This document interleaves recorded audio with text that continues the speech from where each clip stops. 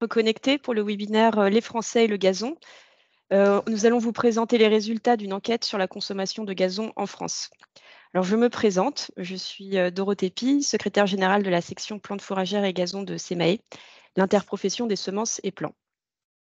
SEMAE a commandé une étude à l'Institut de sondage BVA en début d'année 2023 afin de mieux connaître les habitudes et tendances de consommation des Français en matière de semences de gazon.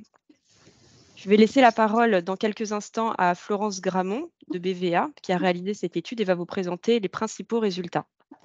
Mais avant de démarrer, j'ai quelques informations pratiques à préciser. Alors, le webinaire est enregistré et le replay sera mis en ligne sur le site de SEMAE à l'issue de la réunion. Vos micros vont être coupés par défaut, mais vous aurez la possibilité de les réactiver pour poser vos questions à la fin de la présentation. Et tout au long de la présentation, n'hésitez pas à utiliser le chat. Vous pouvez y poser vos questions et on y répondra à l'issue de la présentation. Donc, en termes de timing, nous avons prévu 40 minutes de présentation par BVA et ensuite 20 minutes de questions-réponses.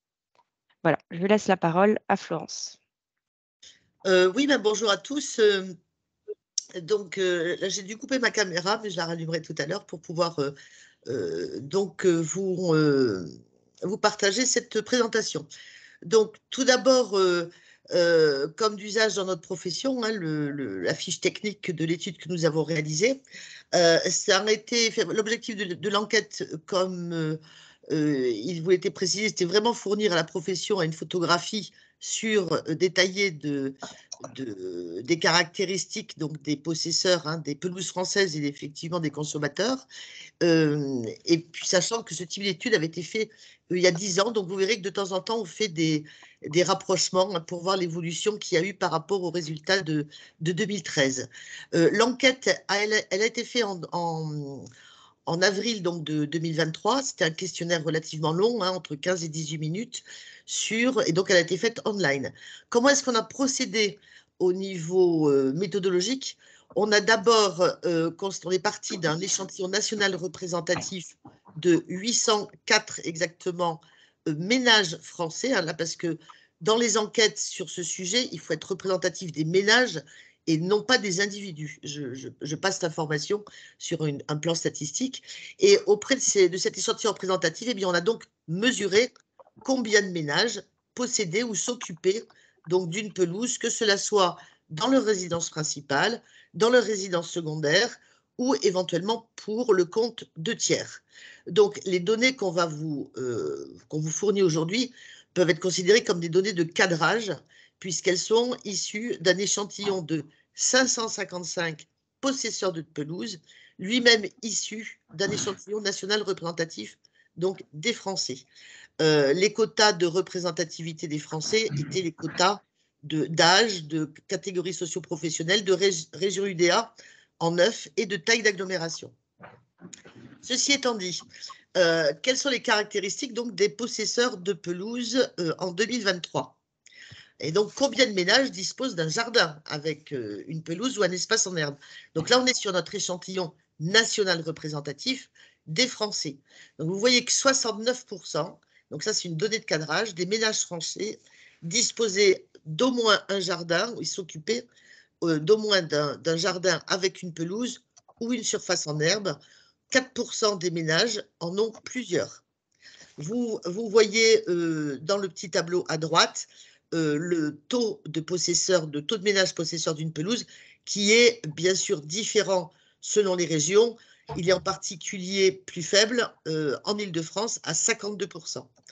Pour rappel, nos confrères de l'IFOP avec l'UNEP ont fait une enquête en septembre 2022 et ils annonçaient dans leur enquête 70%. Donc on voit que c'est un chiffre qui est d'ailleurs relativement stable depuis 15 ans.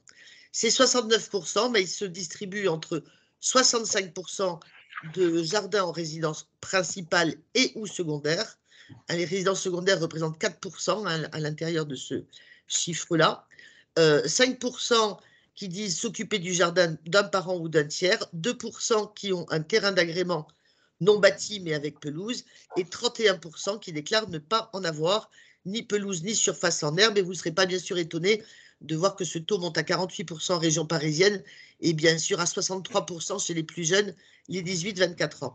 Donc tous les résultats que je vais vous montrer sont désormais sur notre échantillon de 555 personnes de ménages disposant d'une pelouse.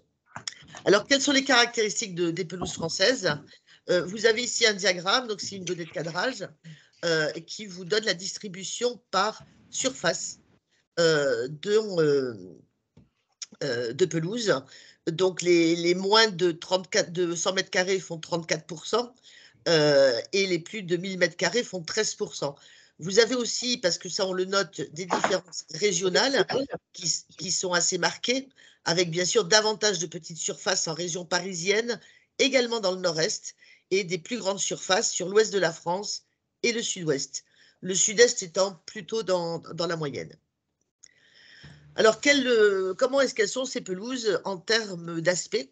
Elles sont plus souvent proches de la prairie que du pur gazon anglais, si on en croit les consommateurs, puisqu'on leur a demandé, on leur a exposé 2 photos avec une échelle de 1 à 7, donc qui était entre les 2 photos, et on leur a demandé quel est le type de rendu de votre pelouse au regard de ces 2 photos.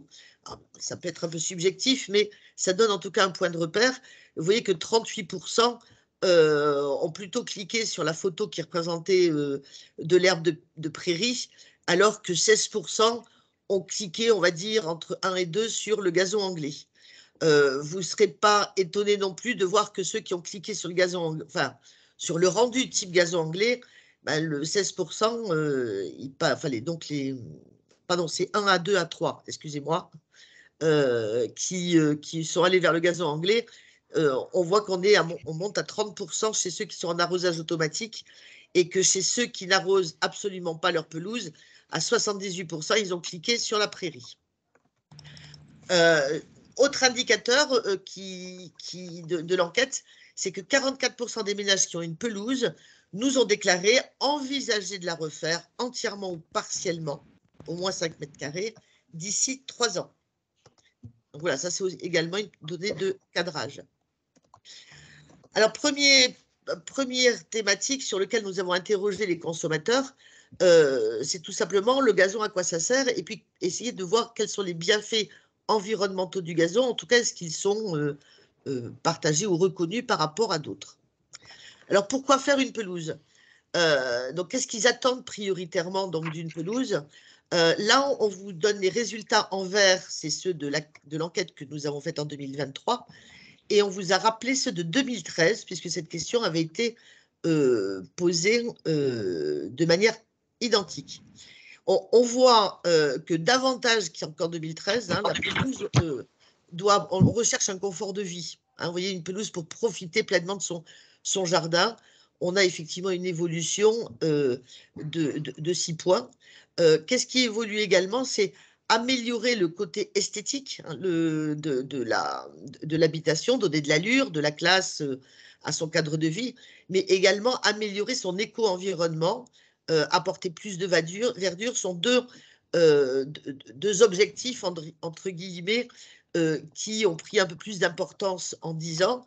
Et vous voyez que c'est au détriment de la fonction de support ludique de la pelouse, puisque la pelouse, pour se défouler, jouer dessus, eh bien, ça passe de 40% à 26% en 2023. Alors, venons-en aux bienfaits du gazon. On a d'abord demandé aux Français qui avaient une pelouse quel était pour eux l'impact des pelouses pour la préservation de l'environnement. À 85%, les Français nous disent, donc possesseurs de pelouse, nous disent qu'ils jugent cet impact plutôt positif ou très positif. Ce qu'il faut noter, c'est plutôt le très positif, bien sûr, qui est 27%. Le plutôt positif montre qu'il y a effectivement il y a une attitude qui est tout à fait favorable par rapport à ce côté préservation de l'environnement apporté par les pelouses. Nous avons ensuite proposé aux Français un certain nombre de bénéfices apportés par le gazon, et nous leur avons demandé si ils le savaient. Ils ne le savaient pas, donc ils le savaient, c'est en vert foncé. Ils ne le savaient pas, mais cela les surprend positivement, vert clair. Et en orange, ils ne le savaient pas, et puis bon, ça les laisse indifférents ou ils n'y croient pas. Donc, on voit que deux types de bienfaits du gazon sont partagés par la majorité des possesseurs de gazon, c'est-à-dire qu'ils disent qu'ils le savaient. C'est la pelouse capte le CO2 et libère de l'oxygène contre l'effet de serre. Et en regarnissant régulièrement son gazon, on limite la présence de mauvaises herbes. Ça, c'est partagé et c'est su par la moitié des Français. Il en reste quand même 42% qui ne savaient pas que la pelouse captait le CO2. Hein, donc ça, c'est le premier point. Un autre point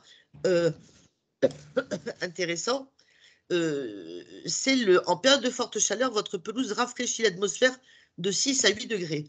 Alors ça, 62% des Français ne le savaient pas et le découvrent par l'enquête. Et lorsque, plus tard, on leur demande la question suivante, lequel de ces 5 bénéfices est pour vous le plus incitatif à semer du gazon chez soi? Eh bien, pour 51% des Français, c'est justement l'effet sur le rafraîchissement de l'atmosphère qui est le bénéfice top one et qui est jugé le plus incitatif. Donc un enseignement effectivement important qui ressort de l'étude. Concernant les autres bénéfices, la résistance à la sécheresse du gazon qui permet de limiter l'arrosage, vous voyez que les avis sont partagés, hein, 44% disent je le savais, 41% disent bon, bah, je ne le savais pas, mais je trouve ça positif. Et la division du bruit ambiant par 5, alors ça, plus de 7 Français possesseurs de pelouse sur 10 le découvrent par l'enquête et ne le savaient pas. Donc, un certain nombre de bénéfices, en particulier dans des deux derniers, enfin celui sur le rafraîchissement de l'atmosphère, qui sont intéressants à exploiter dans des communications, par exemple, ou à rappeler. Alors, les pratiques d'entretien du gazon. Donc là, on revient dans la photographie, hein, et bien sûr, on est parti sur la pelouse principale pour ceux qui avaient plusieurs surfaces en herbe.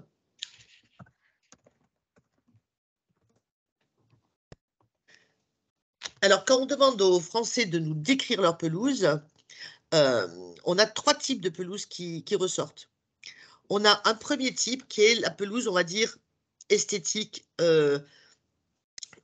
donc qu'on entretient avec du soin ou si ce n'est pas beaucoup de soin, en tout cas qu'on entretient régulièrement. Donc, pelouse d'agrément, 37%. On a un deuxième type de pelouse qui est une pelouse utilitaire, donc très sollicitée. Un sport, entretien régulier, enfant-chien, 28%. Ce taux étant, c'est pas surprenant, plus élevé chez les ménages de moins de 40 ans, puisqu'ils ont des jeunes enfants, hein, ils sont plus nombreux à avoir de jeunes enfants, ça monte à 40%. Et ensuite, on a 35%, une pelouse en fin de compte naturelle, ou en tout cas peu entretenue. Alors, c'est soit pour favoriser la biodiversité, 21%, pour effectivement manque de temps, manque d'outils ou de matériel, 14%. On voit qu'effectivement, le taux, par exemple, de Français qui nous disent j'ai une pelouse pour favoriser naturelle, c'est plus élevé chez des grandes surfaces. Alors, pour rappel, il y avait de l'information en 2013, mais en 2013, on n'avait que 6% qui nous avaient dit avoir une pelouse pour améliorer leur éco-environnement, et que l'agrément et confort du jardin, c'était la première fonction pour les consommateurs, à 55% des consommateurs en 2013. Autre indicateur, 65% des Français qui ont une pelouse nous déclarent disposer d'une pelouse entretenue donc régulièrement. Alors parlons justement de l'entretien. Alors les pelouses, elles sont tondues, mais à peine, ça c'est certain, hein, mais par contre, elles sont arrosées pour la moitié. Donc, quand on demande aux Français qui s'occupe le plus souvent de la tonte de la pelouse, eh bien, 93%, les ménages nous disent que ce sont eux-mêmes ou un des membres de la famille. On en a 4% qui font appel à un professionnel. Donc, ça aussi, c'est une donnée de cadrage que vous amène l'étude. Et on va dire 2% qui disent personne, enfin, il n'y a pas de tonte, on ne fait rien du tout. Les outils qui sont utilisés, c'est la tondeuse avec bac de ramassage, hein, qui est le plus utilisée, 76% de ceux qui tondent, 22% utilisent une tondeuse mulching et 5% un robot de tonte. Alors je rappelle, hein, toujours ces chiffres, là on est sur les concernés. c'est-à-dire qu'ils tondent. Donc, comme je vous le disais tout à l'heure, à peine la moitié des pelouses sont arrosées, puisque 53% nous déclarent ne pas arroser leur pelouse. Ça monte à 68% chez les pelouses de 500 à 1000 m². Sinon, la majorité, c'est 34% qui arrosent leur pelouse avec un tuyau d'arrosage, c'est-à-dire 7 personnes sur 10, 7 personnes sur 10 qui arrosent leur pelouse utilisent un tuyau d'arrosage. Là, les chiffres vous sont donnés au niveau du marché. Et vous voyez que l'arrosage automatique est à 7%, le jet rotatif à 7%, le goutte à goutte 4%, et les asperceurs posés en surface 4%. On leur a demandé quel facteur les amenait à décider à commencer à arroser la pelouse au beau jour. Il y a le point de repère. Là, vous voyez qu'il y a une sorte de segmentation. Vous avez 58% qui attendent que ça jaunisse et 46% qui réagissent quand il y a eu plusieurs jours à la suite sans pluie. Est-ce que, en ces périodes de pénurie d'eau, on peut se poser la question, est-ce qu'ils ont une idée de la quantité d'eau apportée à chaque arrosage quand ils font de l'arrosage automatique? Eh bien, 17% de ceux qui font de l'arrosage automatique ont été capables de nous donner un volume, mais vous voyez que l'écrasante majorité n'en sait fichtrement rien.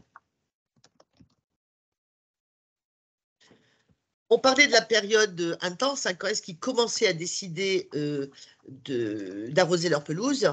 On leur a demandé aussi, bien sûr, combien de temps ils passaient à l'entretien de cette pelouse, comme la tonte ou l'arrosage, pour des travaux réguliers à cette période-là. Donc, en période intense, dans 61% des cas, les Français interviennent plus d'une fois par semaine, la grande majorité intervenant de 1 à 2 jours par semaine dans leur jardin. Ceux qui nous ont déclaré tous les jours ou presque avec des fréquences plus élevées, sans surprise, sont plus nombreux chez ceux qui utilisent des moyens d'arrosage automatique. Alors, quelles sont les contraintes qui sont rencontrées dans l'entretien? On leur a demandé de nous donner une sorte de note entre 1 et 10 pour nous exprimer le niveau d'importance qu'ils accordaient à chacun de ces facteurs. Et vous voyez que le premier facteur qui ressort, c'est la sécheresse, 49%, alors qu'en 2013, il était à la 3e place. Donc, on voit bien l'évolution des effets climatiques. Et sans surprise, il est bien plus exprimé de façon beaucoup plus forte chez les habitants de la région sud-est. Ils sont 62% donc à mettre cette contrainte en avant.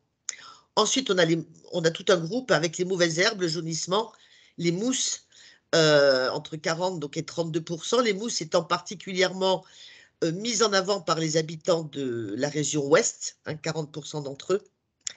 Et on a également les fourmis qui arrivent en avant-dernière position avec 14%, mais ça monte à 24% dans la région sud-ouest. On pourra noter aussi que les vers de terre sont très faiblement perçus comme une contrainte, donc ce qui est plutôt une bonne chose, puisque ça veut dire qu'ils considèrent qu'effectivement les vers de terre sont positifs pour améliorer la qualité du sol.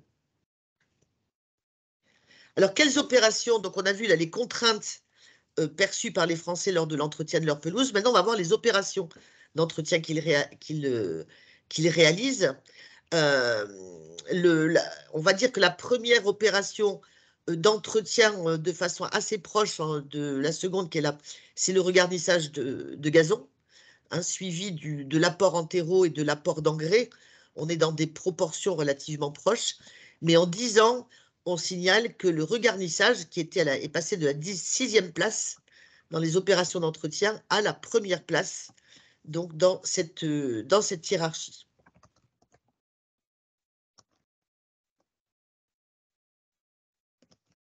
Quelles sont les intentions d'équipement des Français pour l'entretien de leur pelouse? Alors je vous rappelle que pour la tonte, 98% des ménages qui ont une pelouse tondent leur pelouse et dont 5% avec un robot, 54% arrosent leur pelouse et 73% donc déclarent faire un entretien plus ou moins régulier. Eh bien, sur les intentions d'équipement en robots de tonte, c'est le plus fort, hein. Nous avons 31% des non équipés, donc c'est-à-dire je dirais 95%, donc, qui nous déclarent avoir l'intention, d'ici 2 à 3 ans, de s'équiper, donc 6% tout à fait et 25% peut-être. Donc attention dans les intentions, les résultats d'intention qui sortent des enquêtes, il faut surtout regarder le top one, c'est-à-dire le tout à fait. Là, oui, peut-être c'est un ventre mou qui peut bien sûr, mais qui illustre un potentiel qui est effectivement à faire concrétiser par différentes opérations d'incitation, mais ça reste un potentiel positif. Donc 5%, vous voyez, utilisent un robot, 6% envisagent de s'équiper dans les 2 à 3 ans à venir. Donc, il n'est pas dans un doublement du marché, mais pas loin. S'équiper d'un système d'arrosage automatique, ça, c'est ceux qui n'en ont pas. Donc, 24%. Et on retrouve la même proportion en top one, 6%. Mais vous voyez que l'attitude est un petit peu moins positive. On n'est plus qu'à 18% de oui, peut-être. Et on est davantage sur des surfaces intermédiaires. Les petites surfaces, 50 à 100 mètres carrés, on monte à 34%. Déléguer l'entretien à un professionnel rémunéré, donc ça a été posé à tout le monde. On est à 19% qui nous disent oui, peut-être ou oui, tout à fait, mais on a toujours 6% de oui, tout à fait. Et déléguer la tonte à un professionnel rémunéré, là, on est dans les mêmes proportions à 18%, donc 5% de tout à fait. Autre enseignement que vous donne l'étude, c'est les intentions d'équipement en robot. On a regardé, bien sûr, selon la taille de la pelouse, et elles sont corrélées à la surface en gazon. Puisque vous voyez que la moyenne est à 31% d'intention, hein, oui peut-être, oui certainement, on monte à 38% pour les pelouses de plus de 1000 mètres carrés versus 24% chez les moins de 100 mètres carrés. Passons maintenant à la notoriété des espèces. Est-ce que les Français savent ce que contiennent vraiment, par exemple, les semences de gazon? Eh bien, 4 possesseurs de pelouse sur 10 ne savent pas du tout ce que contiennent leurs semences de gazon. Vous voyez, ils nous disent 39%, ils nous disent ne sait pas. Nous en avons 2% qui disent uniquement des espèces pures, 17% uniquement des espèces mélangées, et 42% qui disent on peut trouver les deux.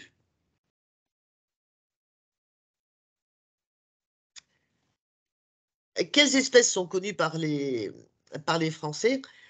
On a vu tout à l'heure qu'ils ne savaient pas vraiment de quoi était fait leur gazon. Enfin, les semences de gazon étaient composées, mais même en assisté, quand on leur montre les espèces de gazon, eh bien, la grande majorité nous disent à 59%, ils nous disent, même de nom, je ne connaissais pas ces espèces. Et là, on voit aucune évolution par rapport à 2013, même sur les espèces les plus connues. Les espèces comme le régras anglais, les chiffres sont quasiment identiques et on a la même hiérarchie puisque seul donc, le régras anglais ressort avec 26% et 45% chez les plus âgés. Hein. Les 65 ans et plus sont plus nombreux à le citer, à d'ailleurs mieux connaître en rapport les espèces. On a noté aussi que la connaissance, donc le taux de 59% est plus faible. Hein. La méconnaissance est plus faible chez ceux qui entretiennent le plus leur pelouse. Passons maintenant au type de gazon acheté. Donc la question que nous avons posée aux consommateurs, c'est au cours de ces 2 dernières années, quel type de gazon vous avez acheté pour l'entretien ou l'embellissement de votre pelouse et ensuite, dans quelle quantité vous avez acheté ces semences de gazon. Premier renseignement, vous voyez, 48% n'ont fait aucun achat au cours des 2 dernières années. Donc, ce qui veut dire que 52% des ménages qui ont une pelouse ont fait un achat pour leur pelouse au cours des 2 dernières années, avec le top one qui est le gazon de regarnissage, hein, qui est vraiment l'achat le plus répandu. Donc, 33% en ont acheté en 2023. Et en moyenne, c'est du déclaratif, bien sûr, 5 kilos. On voit quand on compare aux données de 2013, puisque cette question avait été posée en 2013, qu'il y a par type de gazon, moins d'acheteurs, mais par contre, quand on regarde les volumes ont augmenté par achat.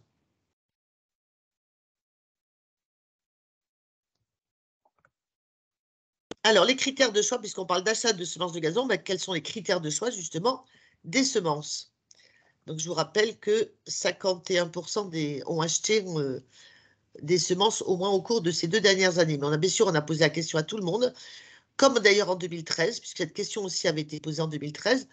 Quand vous choisissez vos semences, quels sont les critères les plus importants pour vous? Vous voyez que c'est relativement proche et que la résistance au piétement et la résistance à la sécheresse restent les 2 premiers critères de choix donc, des consommateurs, avec toujours bien sûr le sud-est qui sont beaucoup plus sensibles à la sécheresse. Dans les critères de choix, il n'y a pas beaucoup d'évolution. La résistance au piétement a un petit peu augmenté, mais bon, on est dans des intervalles de confiance, hein. Il y a à peine 3%, donc c'est stable au niveau de cette évolution.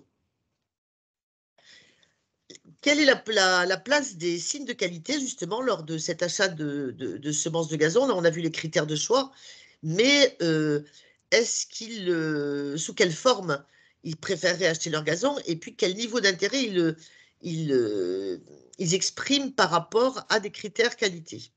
Alors déjà, ils préféreraient acheter leur gazon sous forme de graines et de semences. La part les intentions en rouleau est de 15%, plus élevée chez des surfaces de 50 à 100 mètres carrés, donc des petites surfaces, et les tapis préensemencés, 6%. Quant aux signes de qualité, on voit que au niveau de l'intérêt, on a le label environnemental, hein, on disait justifiant moins de tonnes, moins d'arrosage, moins d'apport d'engrais, avec l'assurance que le gazon est fait en France, recueille effectivement le plus fort taux d'intérêt, dans les mêmes proportions, hein, très fort intérêt, vous voyez, entre 19 et 20%, et plutôt entre 35 et 37. Donc ces deux labels, effectivement, arrivent aux promesses, arrivent en top one, et on peut effectivement voir le label rouge, hein, aussi, bien sûr, et bien sûr positif avec 33%, mais on voit quand même un écart entre les deux. Après les labels qualité, dans notre mix marketing, on va passer maintenant au prix. Puisque je vous le rappelle, ils ne connaissent pas bien ce qu'il y a dans les semences de gazon, de quoi elles sont constituées. Ils ne connaissent pas bien les espèces. Et donc maintenant, on va regarder quel est leur référent prix. Est-ce qu'ils connaissent le prix? Ils ne connaissent toujours pas le prix, malheureusement. C'est-à-dire que quand on leur demande, selon vous, combien coûte 1 kilo de semences de gazon, eh bien, vous avez 63% qui ne savent pas. Ils nous disent, je ne sais pas. Et 34% qui, par contre, s'expriment.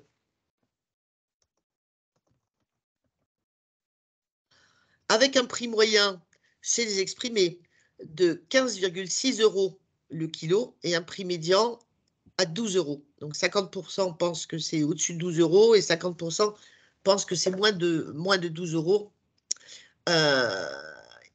Et on a un écart type de 13. Et quelle surface en mètres carrés est-ce qu'on peut semer avec 1 kilo de semences de gazon? Là, c'est pareil, 66% ne savent pas. Et ceux qui nous ont donné une valeur, ils l'estiment à 35 mètres carrés en moyenne, alors que dans les faits, c'est 40 mètres carrés. Et la médiane vous voyez quand même, la médiane est à 25. Donc, on est assez bas. Est-ce qu'ils calculent le prix au mètre carré par rapport, ou qu'ils calculent au prix au kilo? Quand il y a un prix au kilo, pardon, proposé en rayon, est-ce qu'ils le calculent au mètre carré? Eh bien, ils sont 40% à dire qu'ils calculent le prix au mètre carré en partant du prix au kilo indiqué en rayon. Et les 60% nous disent non. Ils ne calculent rien du tout, ils ne cherchent pas à faire la conversion. Maintenant, pour terminer cette présentation, on va aborder chacun des grands types de gazon sur lesquels on a posé des questions spécifiques. Donc, commençons par le gazon de regarnissage. Quand est-ce qu'il est acheté? Alors, on avait 154 acheteurs de gazon de personnes qui ont dit avoir acheté du gazon de regarnissage. Donc, 56% d'entre eux l'ont acheté en début d'année, alors que ce n'est pas forcément la meilleure période hein, pour acheter, on serait plutôt l'automne. 20% l'ont acheté parce qu'il y avait une promo en magasin, 16% lorsqu'il y a eu des fortes poussées en mai-juin, 15% en fin d'année, ça c'est ceux qui le font bien, et puis 15% qui nous ont dit bah, n'importe quand, au fil de l'eau, quand je trouve mon gazon clairsemé. À 66%, je dis à 60%, pardon, les acheteurs de gazon de regardissage, donc qui ont eu l'expérience d'achat, trouvent que l'offre actuelle est plutôt bien. Ils sont 34% à la trouver plutôt insuffisante ou très insuffisante, et 6% à la trouver trop importante ou trop diversifiée. Donc la très grande majorité trouve qu'elle est bien. Elle n'est ni en trop, ni en déficit par rapport à leurs attentes. Les semences pour prairies fleuries, eh bien, c'est une offre qui, alors là, ça avait été testé en 2013, et comme en 2013, cette offre souffre toujours hein, d'un manque de notoriété, méconnaissance, et aussi d'une crainte du résultat final. Lorsqu'on demande à nos non-acheteurs, hein, c'est-à-dire quasiment 95% hein, de l'échantillon, pour quelles raisons ils n'ont pas acheté de semences pour prairies fleuries, ils nous répondent donc envers, vous voyez, c'est des réponses de méconnaissance, hein, je n'y pense pas, mais c'est une bonne idée. Je ne savais pas que ça existait. Mais aussi en orange, beaucoup d'éléments négatifs. Ça apporte rien à ma pelouse, j'aime pas le côté sauvage, pas entretenu, c'est joli au début, mais après il y a les fleurs qui fanent. Et puis ça marche jamais, bon, et de façon plus marginale, c'est trop cher. Vous voyez le rappel 2013 qui montre que sont vraiment les mêmes freins qui étaient exposés. Par contre, on a 5% d'acheteurs, ils ne sont peut-être pas nombreux, mais quand on leur demande pour quelles raisons ils ont acheté des semences pour prairies fleuries, eh ben, ils nous avancent essentiellement le motif écologique, hein, c'est mieux pour la biodiversité que le gazon. Le gazon artificiel, ben c'est connu, hein, c'est totalement différent des semences pour prairies fleuries, hein, ils connaissent bien l'existence, hein, mais par son utilisation, on pourrait dire, est en croissance, mais elle reste quand même très, très limitée. Hein, donc, par rapport à 10 ans, ça représente plus 5%. Donc, puisqu'on avait 1% d'utilisateurs en 2013, et là, dans notre enquête, on est à 6% qui nous disent en avoir déjà avoir acheté ou déjà avoir eu chez eux. Hein,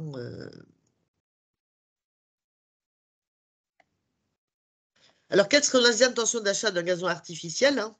Donc, pourriez-vous, donc au vu des informations ou de l'expérience que vous avez du produit, est-ce que vous pourriez effectivement acheter ce type de produit? Certainement pas 60%, hein, donc 6 sur 10 rejettent complètement l'idée. Hein, donc, on pourrait dire qu'il y a un moindre risque de concurrence par rapport au gazon. D'une part, parce qu'effectivement, 60% rejettent l'idée. Et puis également, vous voyez que ceux qui nous disent oui, peut-être ou oui, certainement, s'ils le faisaient, on leur a dit bah, où est-ce que vous l'utiliseriez? Et c'est essentiellement terrasse ou balcon et toute petite surface de jardin hein, sur lequel on projetterait l'usage de gazon artificiel. À noter néanmoins qu'on a, on a observé un intérêt plus marqué chez les 25-34 ans. Ils sont 19% à nous avoir donné une intention certaine, alors que la moyenne est à 9%. Donc, c'est un point à surveiller, puisque est-ce que chez les plus jeunes, il y a un effet de modernité ou un effet de praticité qui est davantage perçu par rapport à la moyenne? Alors, quelle est l'image hein, du gazon artificiel? Donc, on a soumis un certain nombre d'affirmations aux consommateurs.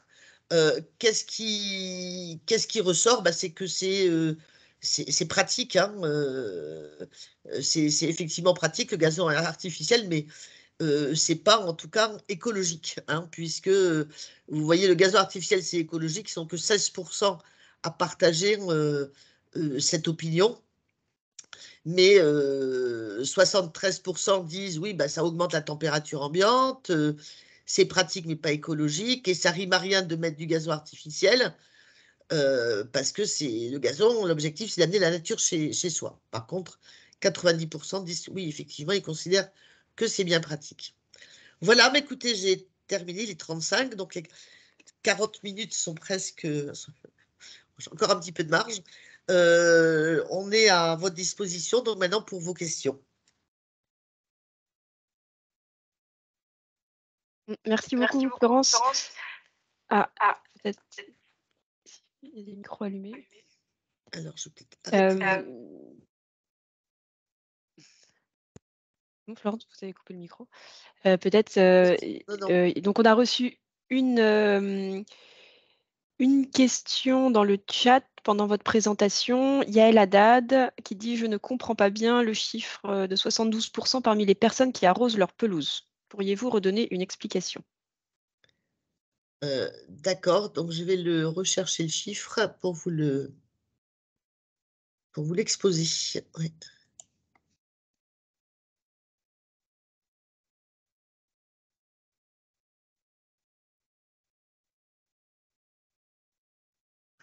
D'accord.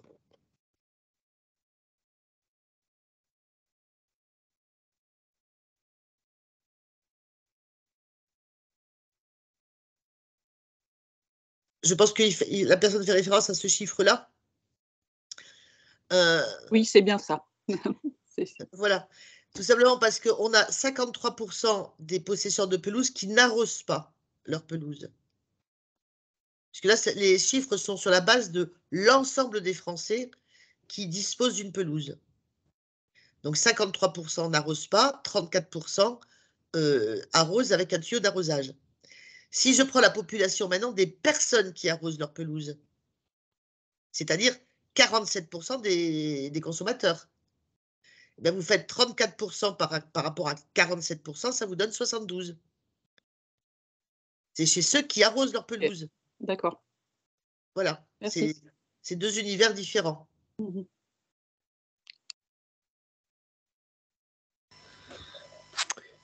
Autre question? Alors, vous pouvez, maintenant que la présentation est terminée, vous pouvez réactiver votre micro si vous voulez poser des questions directement. Oui, bonjour. J'ai une petite question. Tout à l'heure, vous avez dit 4% font appel à des pros pour ceux qui ont une pelouse. Vous avez une idée de la répartition sur la France? Parce que tout à l'heure, vous donniez des régions sud-est, sud-ouest. Est-ce qu'il y a des régions qui sont Oui, plus... c'est dans le rapport complet. Alors là, je ne l'ai pas sous les yeux, il faut que je change de document, mais effectivement, elle est dans le rapport complet auquel vous aurez accès, hein, je crois. Ok, merci. Oui, tout à fait. On mettra le rapport complet en ligne. Mais effectivement, on l'a. Hein. Mais là, je ne peux pas vous donner le taux parce que je ne l'ai pas sous les yeux, malheureusement. Il faut que je...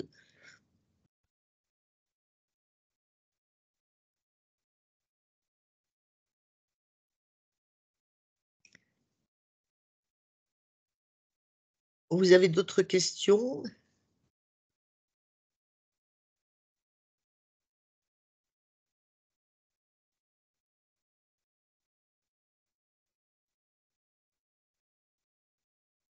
Je vais chercher pendant ce temps-là.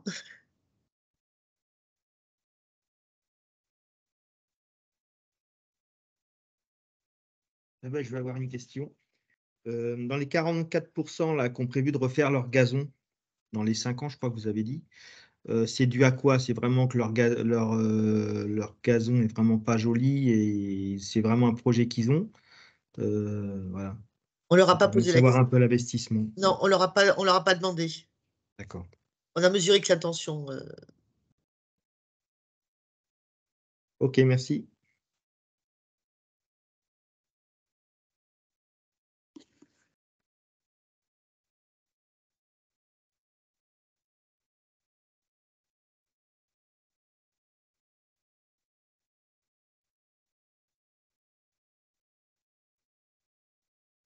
Par contre, vous trouverez dans le rapport, il y a des résultats aussi, de quand date, par exemple, la réfection de la pelouse ou la création de la pelouse. Ça, vous trouverez dans le rapport détaillé, il y a il y a plein d'informations là-dessus aussi qui figurent.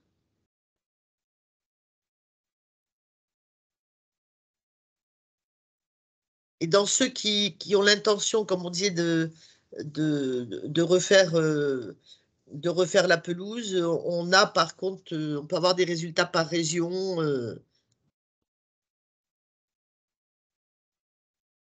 Bonjour. Mais on n'a pas l'âge. Bonjour. Quand vous mettez sur votre diapo au niveau de l'arrosage, manuellement avec un tuyau d'arrosage, 34%. Oui. Au bout du tuyau, il y a un arroseur ou c'est une pomme de douche? Ils arrosent manuellement avec le tuyau d'arrosage ou est-ce qu'il est au sol avec un arroseur oscillant ou rotatif? Ah, le rotatif, le chiffre est indiqué. Hein. Donc 7%. Donc là, on est effectivement uniquement avec un tuyau d'arrosage. Voilà, uniquement avec un tuyau d'arrosage. Hein. Et il y avait cette photo qui était mise. Hein. Quand on a posé la question, on avait cette photo avec le pistolet d'illustration, voilà, qui était montrée, qui était indiquée sur le questionnaire. Donc, ils voyaient ça. Hein. D'accord, merci.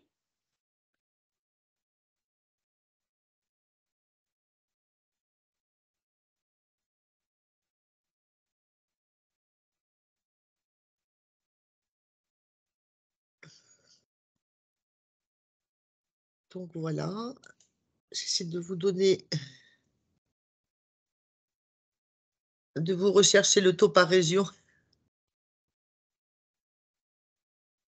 Mais si c'est dans le rapport, je le feuilleterai moi-même, ne vous inquiétez pas.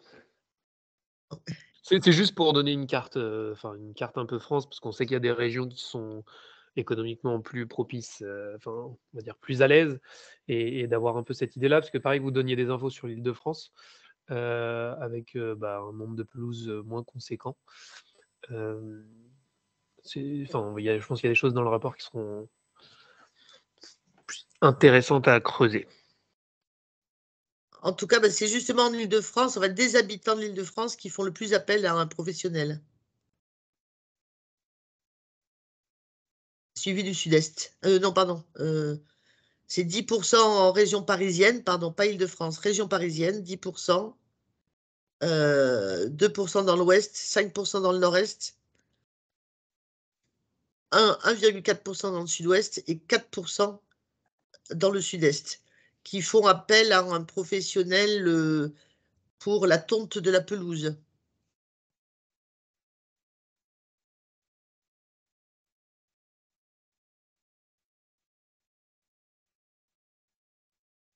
C'est pour la tonte, oui. La tonte et l'entretien, c'est pareil pour les entretiens. On est à 10% sur région parisienne. C'est là où c'est le plus fort. Florence, j'ai partagé mon écran là, du coup. Je ne sais pas si vous le voyez, avec les résultats de l'étude. Voilà, ce que vous venez de dire à l'oral, comme ça, je le partage. Attendez, non, c'était pas. Mince. Parce que je l'avais tout à l'heure. Attendez, parce que je l'ai.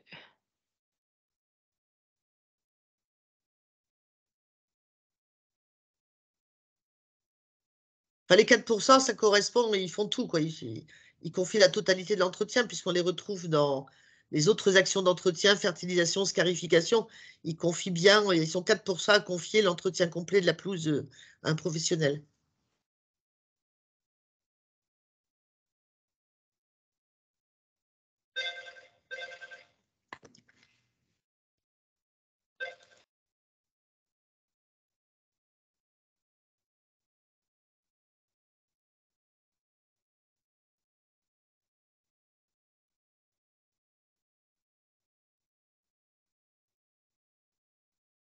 Et j'ai une petite question sur le tout premier chiffre où je me souviens plus, je l'ai peut-être pas noté.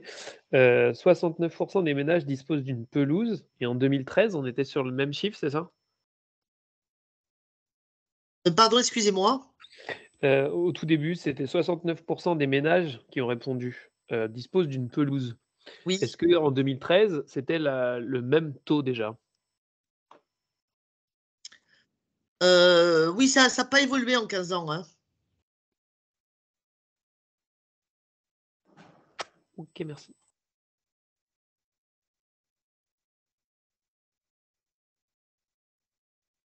Mais en 2013, la méthodologie était peut-être enfin, c'était pas on ne connaît pas nous la façon dont ça avait été fait, si c'était parti d'un échantillon représentatif.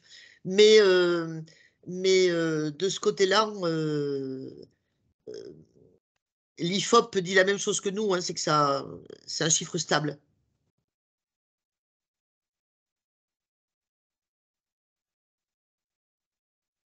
Par contre, les surfaces, elles doivent quand même baisser, non?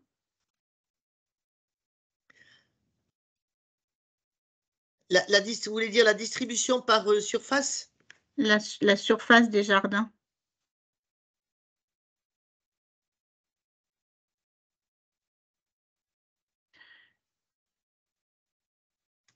On va vous dire ça. On n'a pas comparé. Hein. On n'a pas fait la comparaison complètement par rapport à 2013, parce qu'il y a quand même 10 ans, on a regardé vraiment les principales tendances.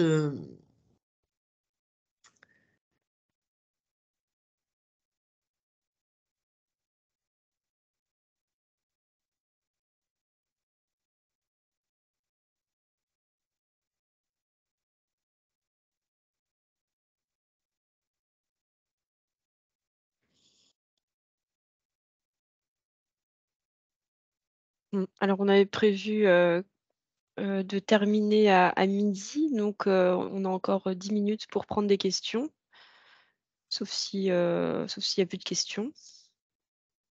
Je vais avoir une autre question. Il y a un critère important là qui est ressorti, c'est sur le gazon artificiel. Donc les jeunes entre 25 et 34 ans, il y avait 19% d'attention d'acheter du gazon artificiel. Vous leur avez demandé pourquoi, les critères de leur choix par rapport à un gazon enherbé? Non, on leur a pas posé la question. On a posé une question d'image pour savoir, et on leur a demandé où est-ce qu'ils pourraient envisager s'ils exprimaient bien sûr une attitude positive, hein, on leur a demandé où est-ce qu'ils pourraient envisager d'installer le gazon artificiel. Donc, et ce que l'on voyait ressortir, c'était terrasse, hein, balcon et petite surface de jardin. L'âge électrique sur l'âge. Effectivement, les jeunes intentionnistes, mais les bases sont, là on rentre dans des bases assez faibles.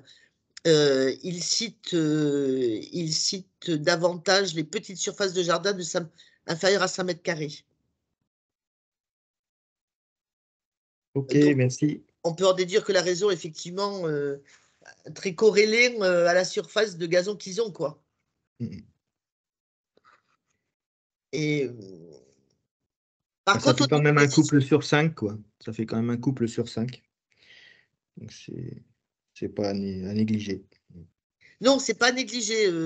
Les 25-34 ans qui expriment une intention positive, ils nous disent à 43% terrasse ou balcon et à 35% petite surface inférieure à 5 mètres carrés. Vous voyez, donc oui, c'est pas à négliger, non. Ok, merci, ouais. Et c'est effectivement. Par contre, c'est assez homogène selon les régions. Hein. Vous avez le détail par région là-dessus? Oui. En Île-de-France, par exemple, si vous l'avez. C'est.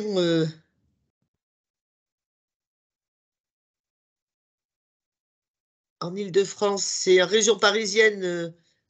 Effectivement, on est à 29%. Qui nous dit certainement ou peut-être. Mais le taux le plus élevé, c'est dans le nord-est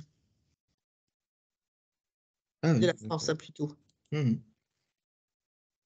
Oui, pardon, et aussi le sud-est. C'est là où on trouve les...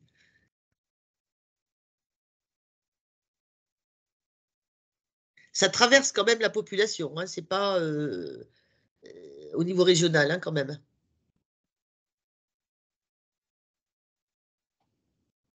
Ouais, mais ils ont leur solution à leur problème. En fait, dans l'Est, c'est trop sec. Et puis, Ouais.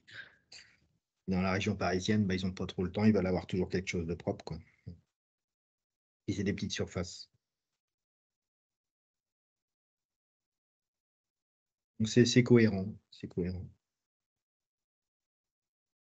Oui, donc on voit dans les utilisateurs, ceux qui nous disent oui, j'en utilise ou j'en ai déjà utilisé, c'est un petit peu plus fort en région parisienne et dans le nord-est de la France. Et c'est beaucoup plus faible. Eh oui, pardon, excusez-moi, et dans le. Excusez-moi, c'est numéro 1 dans le sud-est. C'est numéro 1 dans le sud-est, suivi de la région parisienne, et en dernier, nord-est, ouest et sud-ouest en dernier, voilà. Donc c'est sud-est, hein, là où c'est utilisé le plus. Ok, merci.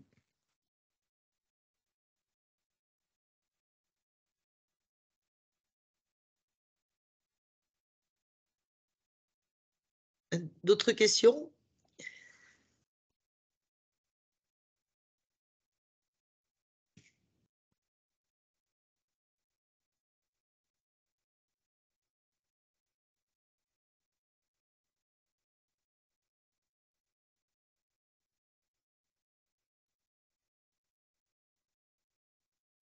J'ai une petite question sur les contraintes rencontrées durant l'entretien. Vous avez dit tout à l'heure qu'en disant la sécheresse, elle était passée de la 3e place en 2013 à la 1re. Est-ce que vous auriez le taux de 2013 par hasard? Alors oui.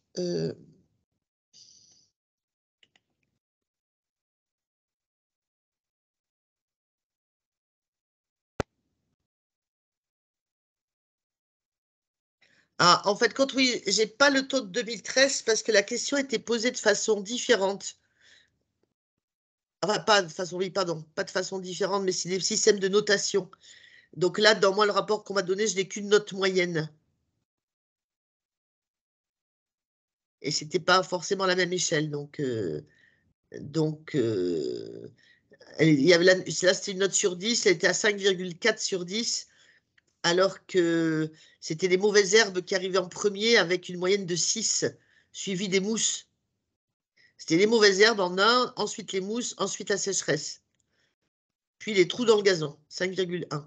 Alors que cette année, enfin, oui, 2023, c'est quand même différent, hein, puisqu'on on voit que la sécheresse est passée en numéro 1, et puis les mauvaises herbes sont toujours là, 40%.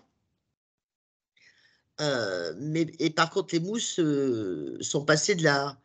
Oui, ont dégringolé, le jaunissement a monté, vous voyez, par rapport à... Je vous montre le...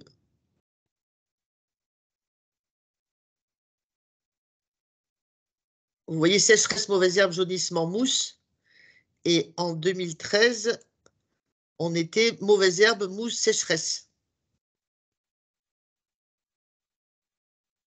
Trou et jaunissement étaient plus bas. Ah ouais, ça a quand même bien évolué. Merci pour votre réponse. Voilà, oui, non, ça a bien évolué là au niveau des contraintes, oui, tout à fait.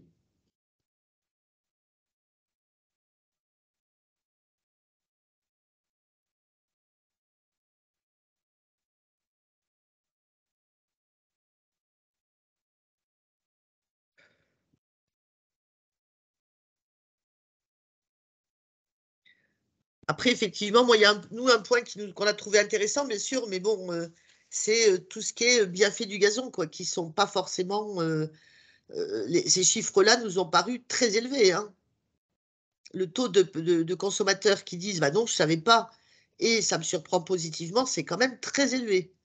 Ça veut dire que non seulement ils ne connaissent pas la composition des semences, ils ne connaissent pas le prix, ils ne savent pas combien 2 mètres carrés, on peut semer. Ils n'ont pas de point de repère hein, sur le gazon. Il y a vraiment il y a toute une histoire à raconter autour du gazon, à notre avis, hein, sur un plan marketing. Mais tous les bénéfices du gazon, c'est assez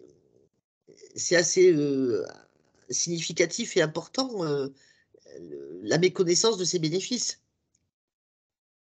Et pour information, les bénéfices n'avaient pas été enquêtés en 2013. Donc, on a les informations pour la première fois en 2023.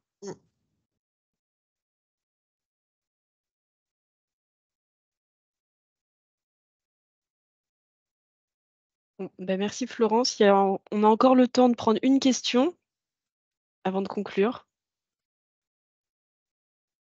Je vais avoir une dernière question. Peut-être que vous avez répondu, mais j'ai peut-être pas fait attention. Vous disiez que donc les clients, ils délèguent à un professionnel pour l'entretien 19% à peu près sur la France. En 2013, c'était combien? Délègue en professionnel, non, c'est 4%. Moi, j'avais noté que ils font appel, ils demandent, ils font appel à un professionnel pour l'entretien, c'est 19%. J'avais noté. Pas ça. Pour la tonte, 18%, pour l'entretien, 19%. Non, c'est 4% qui font appel à un professionnel pour la tonte, mais aussi pour l'entretien global. Hein, on retrouve 4% pour les questions, pour la scarification, les traitements anti-mousse, c'est 4%, c'est les mêmes personnes. Ils confient l'entretien global de la pelouse à un professionnel qui fait tout. Ils sont 4%. Après, peut-être ce que vous voulez parler, c'est des intentions. Peut-être. Davantage. Voilà, c'est les 19%. Les intentions, c'est les intentions. Donc là, c'est effectivement différent. Ok. C'est différent, mais ce qu'il faut que vous reteniez, c'est plutôt le 6%, voyez. Sur les 19%, il y en a 6% qui sont certains, mais 13% qui disent peut-être. D'accord, ok. Voyez. Et en 2013, c'était pareil. C'était. Je ne sais pas si elle avait été posée la question. Attendez. Les personnes en charge de l'entretien, elle n'était pas mise en tant que telle. Il y avait juste une personne extérieure au foyer, 0,6%. Ok. Donc ça a progressé. Ah oui, ça a progressé, oui, tout à fait. Ah oui, tout à fait, oui. Mais il n'y avait pas de... J'ai bien fait de vous reposer la question. Oui, parce que les 19%, ça faisait un peu beaucoup, quoi. Oui, j'avais retenu ça. Merci à vous. Ça sera ma dernière question. Voilà.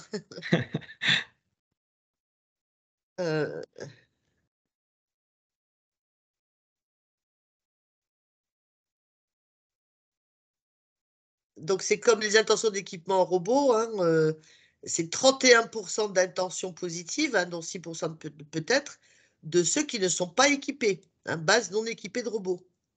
C'est-à-dire qu'on vous a mis en bas, si on ramène à l'ensemble des Français qui ont une pelouse, ça correspond, c'est en fin de compte 29%.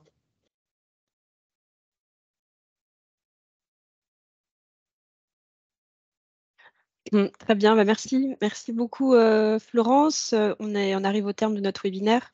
Merci à tous pour votre intérêt et pour vos questions. Donc je remercie particulièrement Florence Gramont pour tout ce travail qu'elle a mené et sa présentation aujourd'hui. Donc je vous rappelle que le webinaire, il sera posté, le replay du webinaire sera posté sur le site de CEMAE et qu'on y mettra aussi l'étude complète. Je réalise au travers de vos questions qu'il y a certaines précisions que vous demandez qui n'étaient pas forcément dans le rapport complet. Donc voilà, avant de mettre le rapport complet en ligne, on va voir avec Florence pour rajouter les précisions qui vous ont interpellé aujourd'hui. Eh bien, écoutez, je vous souhaite une très bonne journée, une bonne fin de journée, un bon appétit. Au revoir. Au revoir à tout le monde. Merci. Merci. Au revoir et merci. Merci beaucoup. Au revoir. Merci beaucoup. Au revoir. Merci.